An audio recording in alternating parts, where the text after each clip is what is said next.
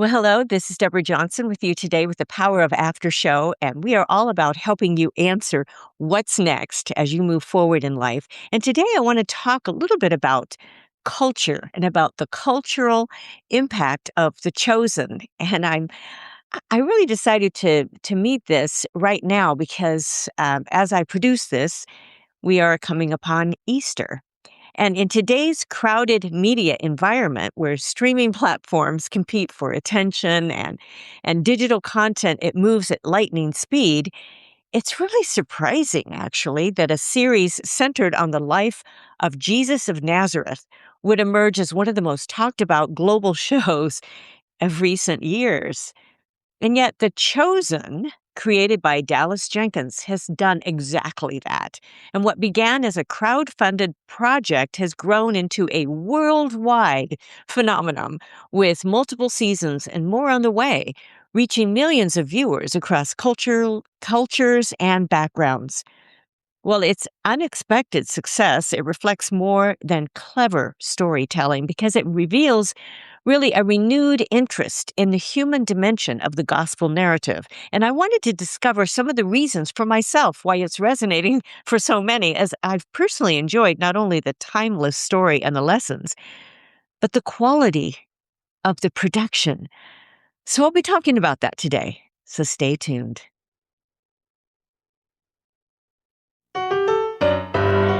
You've spent years building what matters.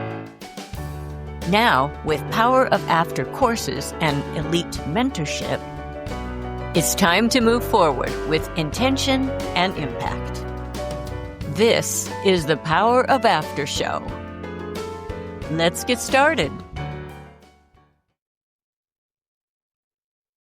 In an age dominated by streaming platforms, social media, algorithms, and a constant flow of digital entertainment, well, it might seem unlikely that a series about the life of Jesus would become one of the most talked about global media phenomena of the past decade. Yet that's what precisely has happened with that series called The Chosen. It's the multi-season television drama created by Dallas Jenkins. And what began as just this modest crowdfunding project, it's grown into this international cultural movement that's reshaping how biblical stories are presented in modern media.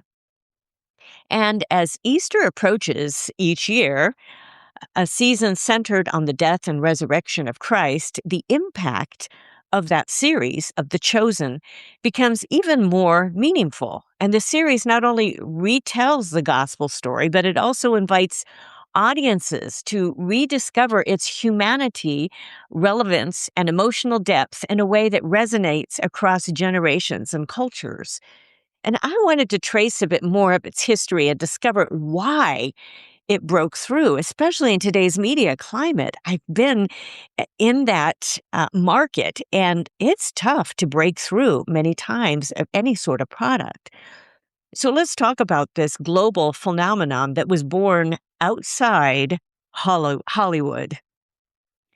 The origin story of The Chosen is almost as remarkable as the show itself. Instead of being funded by this traditional Hollywood studio, the first season was financed through crowdfunding, raising more than $10 million from over 16,000 supporters.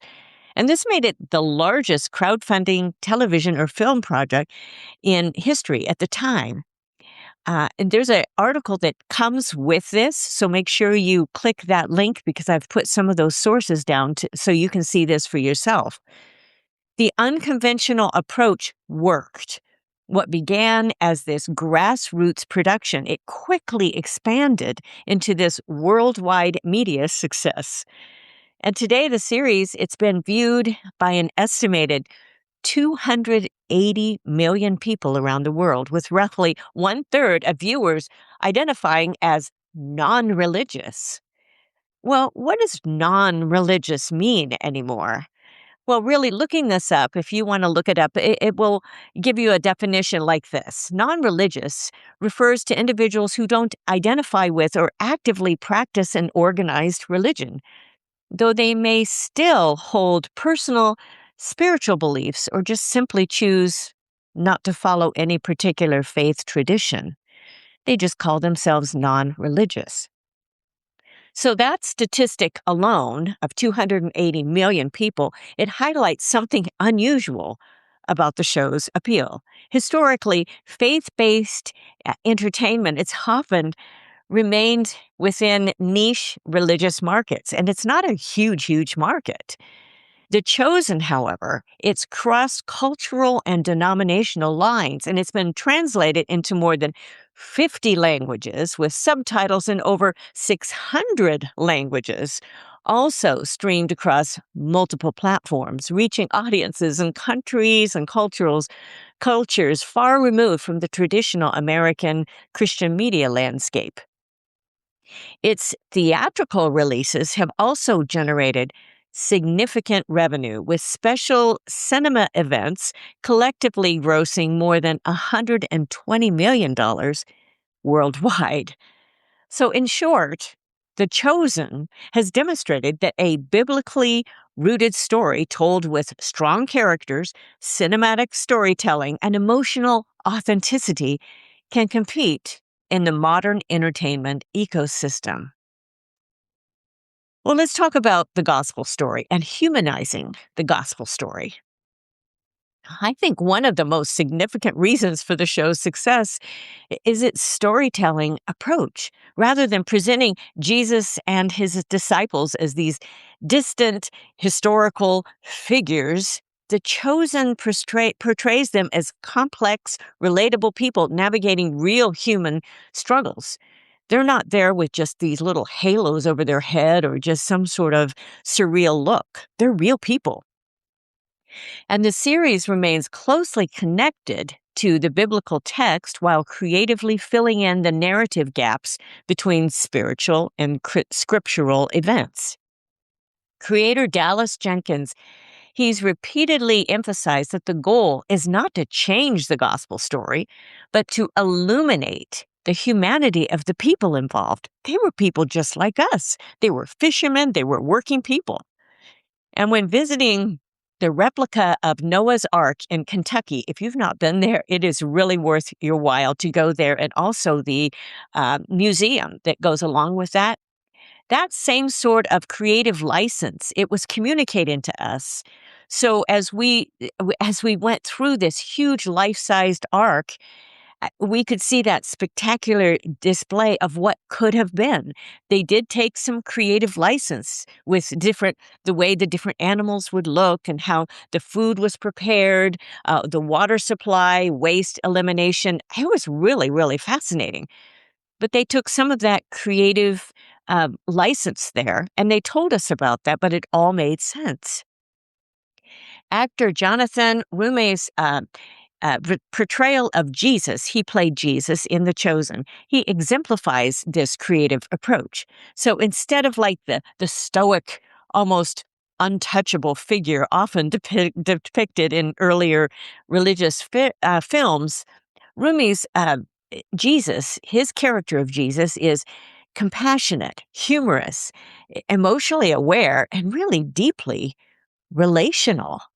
You can you can see the emotion that Jesus of Nazareth, what he actually felt. He wasn't just above everybody, but he actually felt emotion. He was fully human as well as fully God. And this portrayal has resonated strongly with audiences. And as one journalist observed, the show reminds viewers of the humanity and the relevance of Jesus in a way that previous portrayals, they often failed to really capture.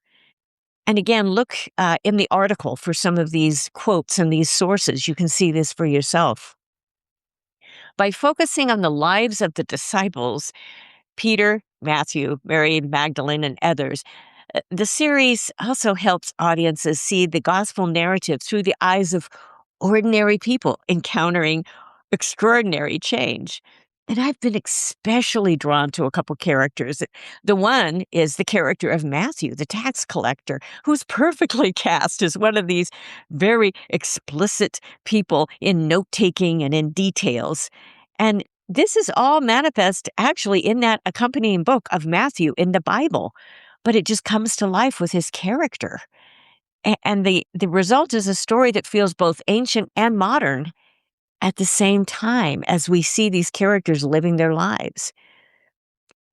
Well, let's talk about the audience because it's surprising and it's diverse.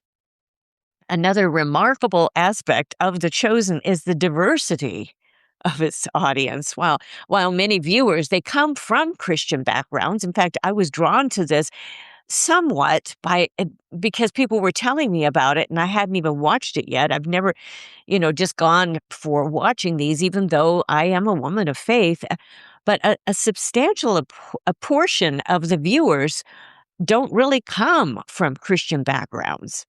And according to the show's producers, approximately 1/3 of the global audience, that's global audience, they identify as that term, non-religious. So this diversity, it suggests that the series, it's tapped into something larger than traditional faith-based programming, and it speaks to universal themes: identity, forgiveness, hope, belonging, and transformation.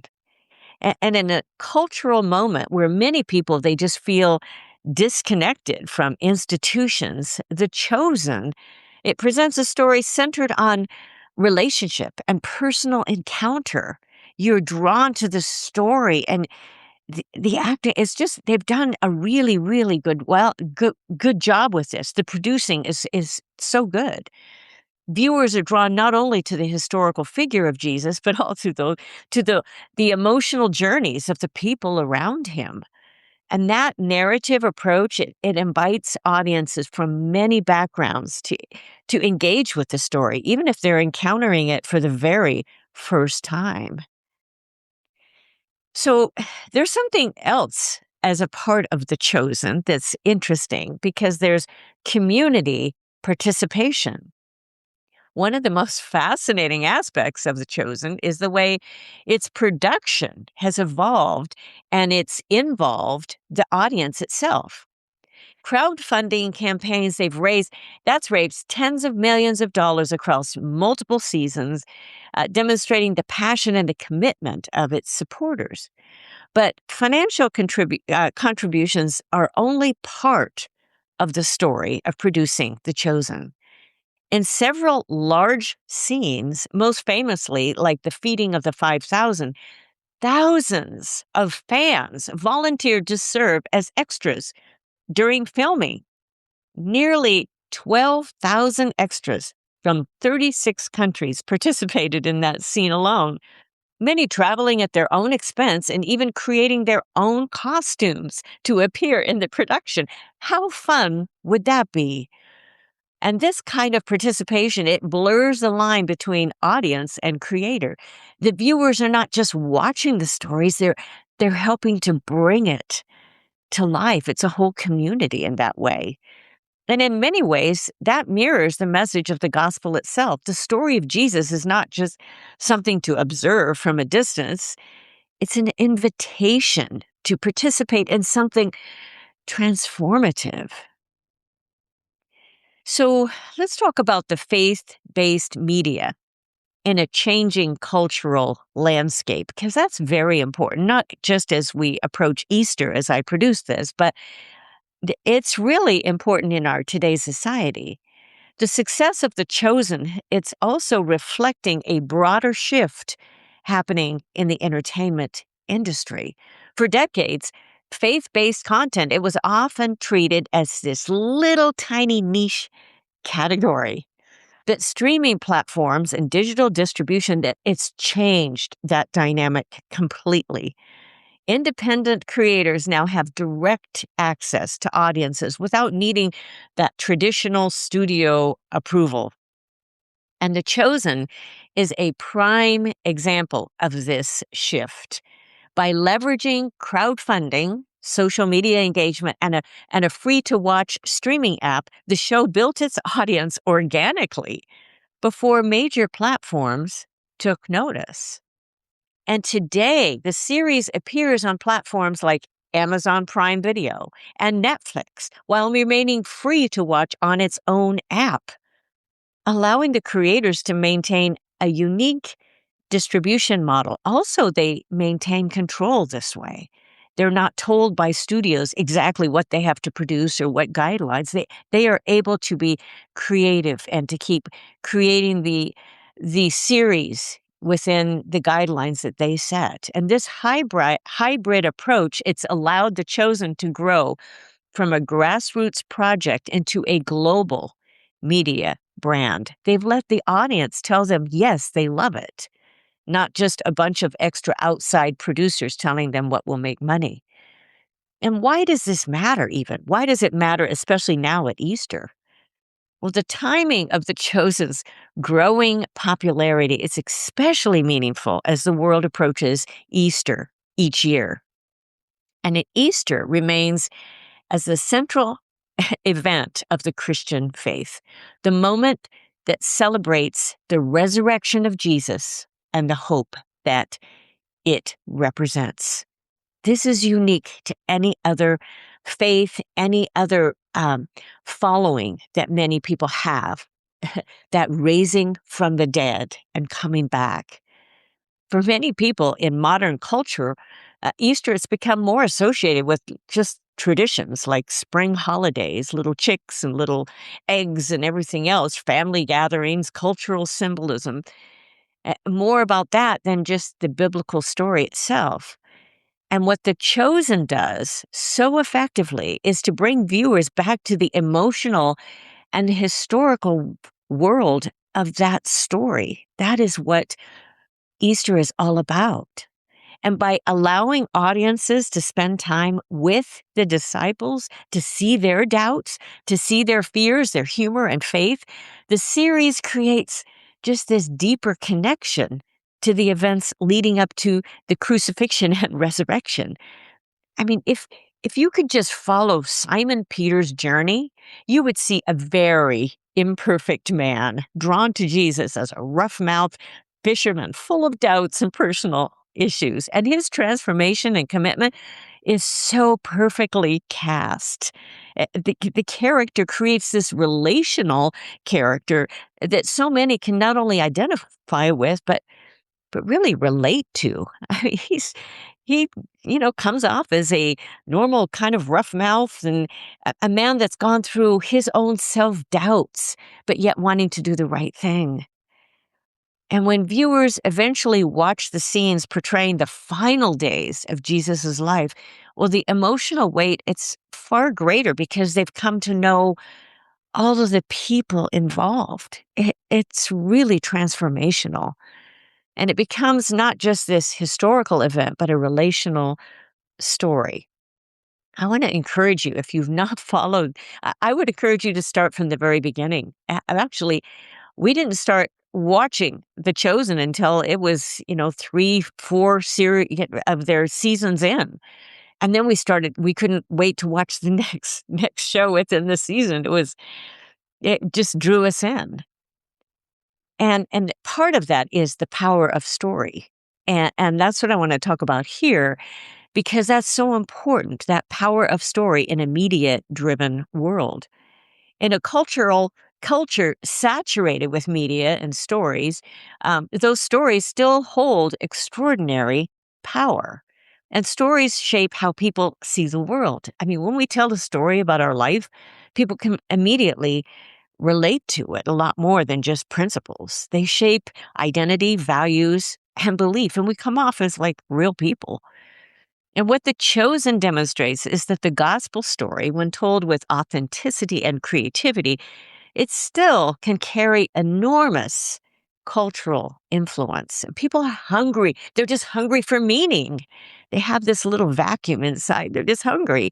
They're looking for narratives that speak to hope, that speak to purpose and transformation. And the story of Jesus has always offered that message. But in the modern media landscape, it really takes thoughtful storytelling to communicate it effectively. And The Chosen has shown that when biblical truth is presented through compelling characters, as they've been cast so well, cinematic quality, and emotional realism, it can resonate with audiences who might otherwise just never even open a Bible. So how do we look forward with this? The creators of The Chosen have said their ultimate goal is to reach 1 billion people with the story of Jesus. Wow. Whether or not that goal is achieved, the series has already changed the landscape of faith-based media. It's proven that biblical storytelling can thrive in the modern entertainment world, and it's demonstrated the power of community participation in media creation. And it's also reminded audiences across the globe that the story at the heart of Easter, the story of sacrifice, redemption, and resurrection, it still speaks to the deepest questions of the human heart. It's what so many songs communicate, such as "Were you there when they crucified my Lord?" I did an arrangement of this. Actually, that was one of the arrangements I did with my graduate work and my graduate recital. This song goes back as an African American spiritual. It was written before 1865, and it carries a message it's continued to speak to most every generation. I'll put a link in the article to my arrangement of that song. It's got thousands and thousands of views. It's a wonderful, wonderful song. I was able to actually sing it at the Garden Tomb uh, many years ago. So let's kind of sum this up with a closing reflection. And I hope this helps you as you look forward to Easter this year. Because as we approach the Easter season, the impact of The Chosen reminds us of something powerful about storytelling. When the gospel narrative is presented with authenticity, with humanity, and emotional depth, it doesn't just feel distant or historical. It really feels personal. And we can see ourselves in the disciples' doubts, in their questions, and in their transformation. And Easter ultimately tells the story of the greatest after in history, after after the confusion, after the suffering, after the crucifixion. What comes after all of this? Resurrection, hope, and new life. And that message, it still speaks so strongly today. No matter where we find ourselves, whether we feel stuck, whether we feel circling or we're searching for direction, there's always the possibility of a new chapter.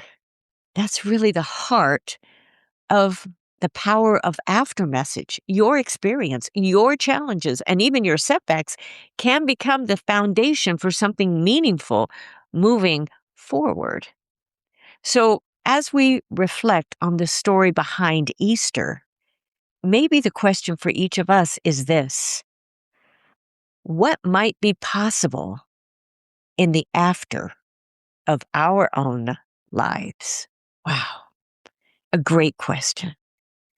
Thanks so much for joining me today. I hope you look at the article that comes with this. I've put a lot of resources in there, and that you consider many of those questions. What might be possible in the after of our own lives? Thanks so much for joining me, and I'll look forward to being with you again next time. Bye-bye for now.